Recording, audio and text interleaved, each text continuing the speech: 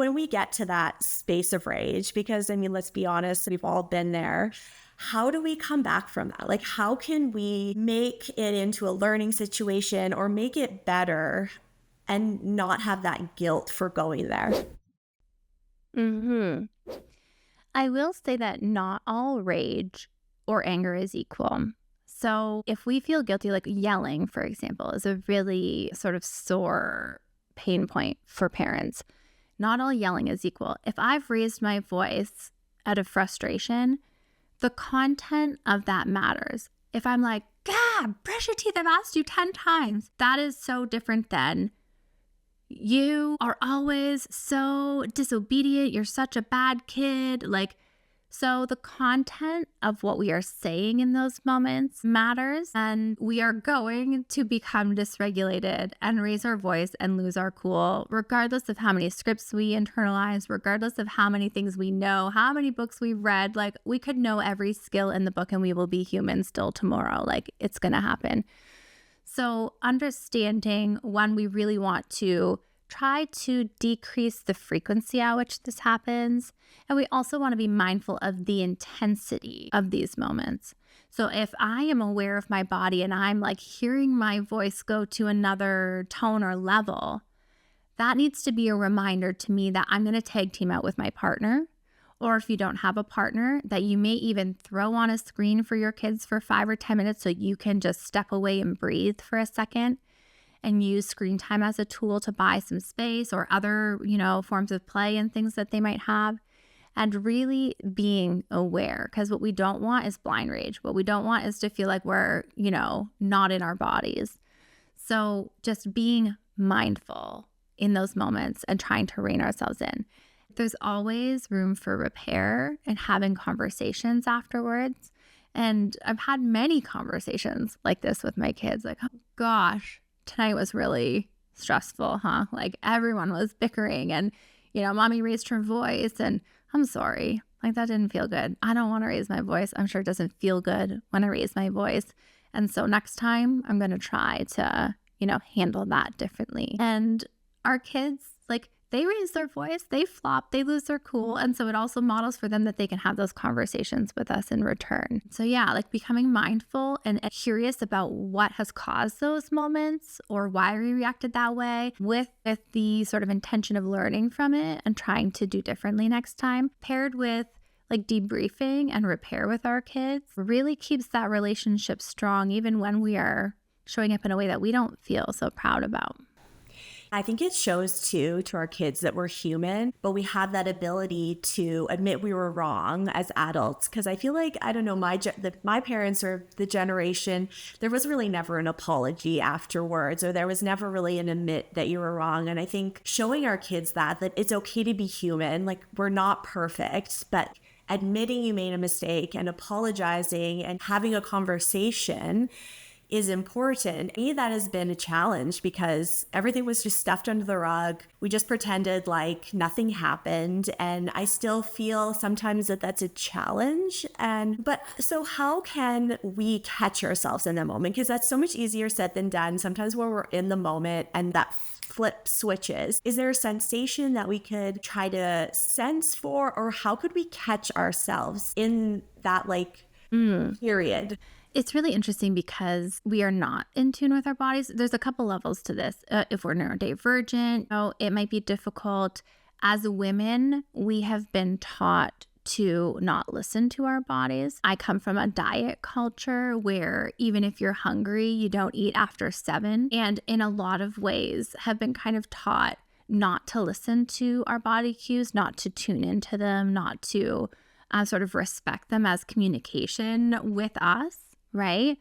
So understanding how anger shows up or in moments of overwhelm or overstimulation, how that shows up for you and what the teetering point is. Because there's always if we put it on a scale of 1 to 10, in around that 5 to 6 range, there's going to be a teetering point where it's kind of not the point of no return, but it's just going to escalate from here. And what is that? For me, if my jaw is clenched and my hands are tense, in a fist, oh, come on, I need to step away for a moment because I know that the next thing that comes after that is a raised voice or like a more of an outburst of frustration. And my partner, we've had lots of conversations about this. He will often step in and say, do you want me to take over here? Like he can also, like we have a sense of each other now at this point to say, I can take over if you need a moment and like work together as a team, because man, we're both going to be dysregulated if we're not, supporting each other in those moments. So for each person, it might be a bit different, but you're going to look for tension in your hands, in your arms, in your upper body. You're going to also look at body posture. Are you pointing? Are you leaned in? Are you more aggressive and assertive in your posture? We're escalating here. And like these are little signs that we can pay more attention to, and then try a little, like whether it's a deep breath, try, shifting gears into playfulness or whatever the situation is, to try to sidestep that or get a little bit of a break. That's something that I've been trying to do, and I feel that irritation and the wanting to like, okay, just get your shoes on. It's like turning it into that playfulness has really been helpful. It's like, okay, jump on the piggyback and let's run and get to the alley, or, like make some sort of playful thing. And that also puts me back into this like happier mood. And I've found that really helps. And I do swing away from it sometimes though. Like I don't remember that being a part of me growing up. And so it really takes work to get into it, because when I lose that and I get mad and I say things I regret, there's that shame and that guilt. So that feeling of like it's starting, and it takes practice. I feel like it doesn't just happen overnight, but it's this continue check-in, like, okay, that isn't how I wanted to handle it. So I wake up this morning and I'm not going to be a perfect mom, but I always say I'm going to be a patient mom and I'm going to be a kind mom. And I think that kind of helps me. So is there things we can say to ourselves or remind ourselves every morning that would help us be better moms that you say to yourself or you suggest to your client? Yeah, it's interesting. And I actually think that the repair with ourselves should likely come before the repair with our children. And I'll tell you why. Because if we are going to repair with our child, but we are looking for reassurance that we haven't damaged them, or that we're still connected, or that they're not upset with us, we are looking for them to meet our needs in that moment, and we're not focused on their needs.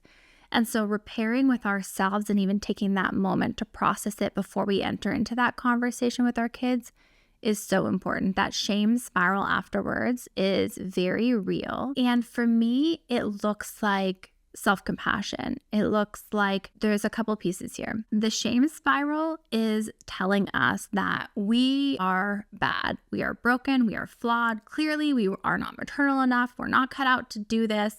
We, the person, are flawed in some way.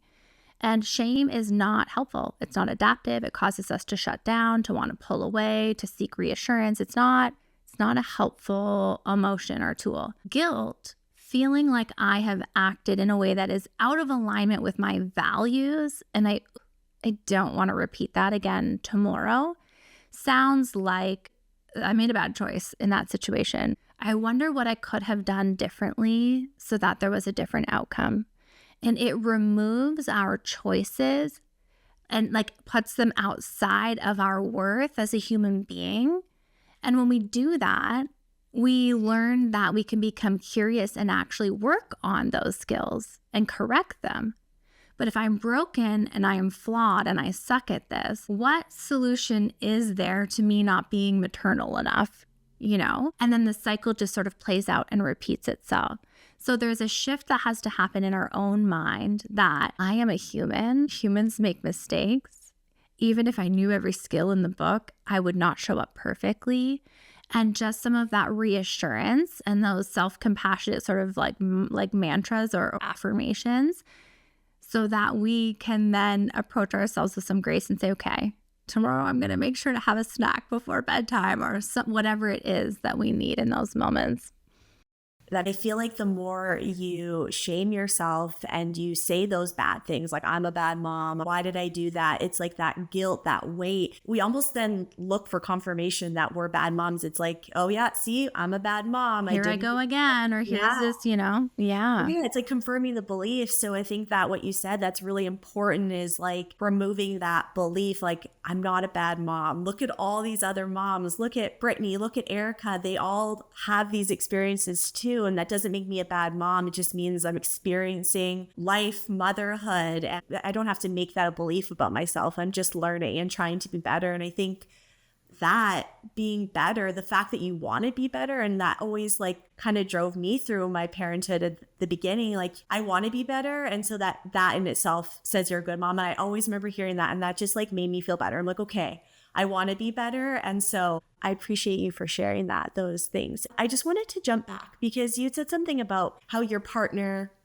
he kind of jumps in when you're overstimulated or he senses that. But what happens if both parents are overstimulated? Like, how do you avoid clashing, or how do you handle that situation? For sure that happens. And we can tell because we become snippy with each other, right? And we're usually not that way. And sometimes I find like this tends to happen when we're on the clock. So we're trying to get out the door to drop off, or there's like some pressing thing that's happening. So you do your best to still remain respectful in those moments. Like again, the content matters. Even if we're feeling on edge or frustrated, the content matters. And then buying some space, like our day and our routines, they kind of come in waves, right? Like there's ebbs and flows. And so if I'm going to get through this morning rush or the lunchtime or get the kids down for nap or bedtime, like there will be a pause or a bit of relief where that wave rolls back out and I can tend to myself for a moment. So I think that it is also knowing when those moments are and taking them or doing something, like we were talking about those little needs and like that pressure throughout the day, because there will be moments where, depending on how many kids there are too, or the emotional or mental capacity of your partner, if they've got something going on at work, like we're going to go through different seasons. And so making sure we're tending to our own needs, I think throughout the day really helps in those moments. Do you think having conversations with each other, like a check-in with your partner, would be helpful? Like, hey, how are you feeling? Okay, I'm at a 10, I'm at a 2, and be like, okay, well, I can, take over here with. Yeah. I remember my partner early postpartum, like I was postpartum with my second or third. We lived in this like tiny little townhouse. And he was like, noise really irritates you, hey? And it wasn't judgment. It wasn't harsh. It was simply an observation. And I was like, yeah, actually, this is really irritating right now. And so having conversations about, like I say, your strengths and weaknesses, or like what those triggers are, is important so that you can work together as a team, because it might be overstimulation, but it might be different things for each other. Having open, honest conversations about that. And then there's also this piece where sometimes our strengths and weaknesses are sort of socialized via gender norms, where, oh, you're just better at handling the kids when they have tantrums, and things like that become like perpetuating the invisible load that we might carry as moms. So sometimes, even if we're not good at it, we're gonna build some tolerance because I can't carry this all by myself, right? And that all comes out of having open, honest conversations with each other about where we are at capacity-wise, mental health-wise, or like even in how supported we are feeling. This is a major, major pain point. Probably a whole conversation for another day. Yeah. But how alone so many moms feel in their partnerships carrying the invisible and mental load is a big piece. And so if we don't feel like we're a team, if we feel resentful and like we don't have somebody to tag team out with in those moments, well, that's also going to impact our capacity and how we show up in our role. That makes total sense. And the reason I brought that up is because at the end of the day, when my partner would want to communicate, I was like, I'm so exhausted. Like, I wouldn't even want to communicate. I'm like, I just want to go sit in a quiet room by myself. Don't touch me. Don't look at me. But I found that like when I actually just, even if it's 2 minutes, 5 minutes, like take that moment to check in and just say like, hey, today was a lot. I'm like at my max. That's the word I always say when I say to my family, I'm at my max, they know, because I'm like, that's my word. Like I've had a day, and just being able to communicate that. And it's not always the best, but taking those few minutes to do that has really helped, because I feel like my partner can't read my mind, and that has helped in our relationship and also in parenting. It reminds me, my husband used to work downtown Toronto. We're kind of in the suburbs. He was gone 12-hour days when I was home with 3 young kids. And I would text him, heads up, it's been a day. I've had a teething fussy baby. Like, as soon as you walk in the door, basically tag you're it, like, and it helped him to know where I was at, what he was walking into. Also, like, level set what the expectations are that we have of each other, right? And I think that that's all really helpful forms of communication. And I do think that having conversations to process these things is helpful, but the timing of them also matters. So if you've just come off of parenting all day and you're like really not in the mental space to have like a really cognitive or heavy or emotional conversation right now, it's also okay to like pick and choose the moments where this is going to be the most successful conversation, because how conversation begins predicts usually 95% of the time actually how it will end. So it's valid for you to say, okay, I just need to go stare at like the wall for like an hour, or watch a reality show, or do something. And then it's important then to circle back around also to make sure that we are connected and on the same page. I laugh when you said I text him. It's like that tornado warning, you get the alert on your phone that like the storm is coming. It's like forewarning, it's coming. Okay, this is a side note, but this really piqued my interest when you said go watch a reality show. That is how I dissociate. And my partner's always like, interesting, you want to watch drama when you're feeling already overstimulated? What is that? Tell me. That really piques my interest. Oh my gosh. I have watched every Real Housewives franchise and Below Deck and like basically anything Bravo. It's not like heavy or emotional. Like, it's not going to be like sappy or pull on my emotions. It's entertaining. It's also so ridiculous. And also, like, my life is so mundane that it's like, what? People live like this? There's so many levels of it that I personally enjoy. And it just feels like my brain just like gets a break. I don't know. And my partner does not like reality TV either. But listen, like, just watched the Beverly Hills reunion last night. Like, it's also a form of my self-care. I feel like, to turn everything off and do 1 hour of reality TV a night. It's like, it's a must. Me too. Okay, I'm so glad that I'm not alone, because I'm like, am I the only crazy one that does this? I'm not crazy, but that's like, I love that. And it's so funny. I'm like a fellow subscriber to Hey You. I have all the Exactly. New season. Well, if you could tell one thing to every overstimulated mom, or one thing you wish every overstimulated mom knew, what would be something you shared with them? It comes back to this: you are not a bad mom and you are not broken, right? Like, this is not who we are. I've heard some really heartbreaking things like, I feel like I'm a monster. I feel like I don't have that like maternal gene and things like that, because to show up in anger or in overstimulation can feel very counter what society deems as a good mom: nurturing, patient, kind, loving, like, and it feels very counter that. And so it makes us feel very shameful and bad inside. And actually, I see it completely differently. I see our body communicating with us and giving us clues that something is not right.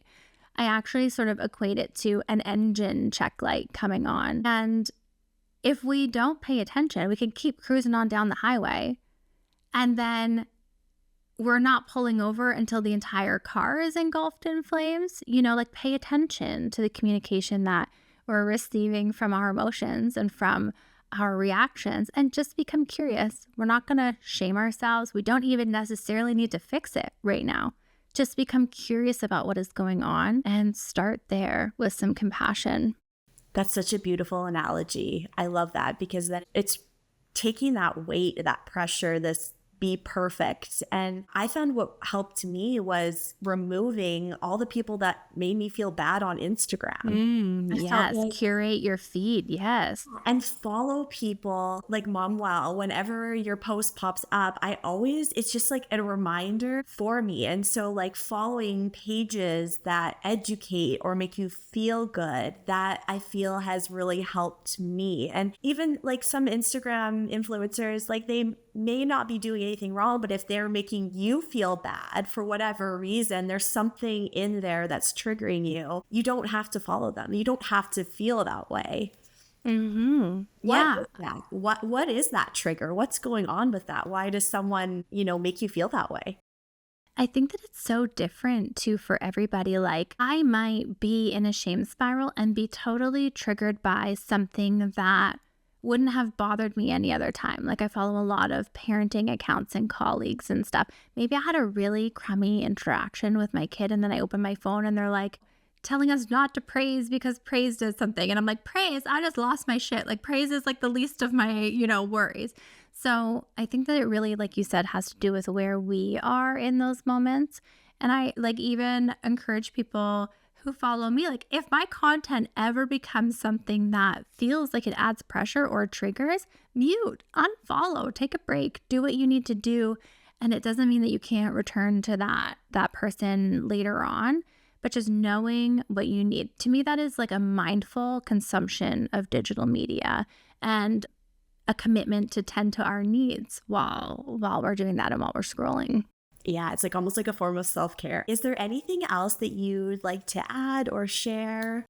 You can find us on Momwell at Instagram. That's where I tend to hang out in stories and sort of live online the most. I have a Momwell podcast that covers all kinds of maternal mental health topics, brings on lots of experts in the field. And we actually have a specialized maternal mental health therapy team that serves across the US and Canada. So people who understand things like overstimulation, mom rage, the invisible load that you carry, the nuances of intrusive thoughts and the transition to motherhood. So specialized therapists that help to support moms and parents in that transition. So you can check us out at momwell.com. We got lots to support.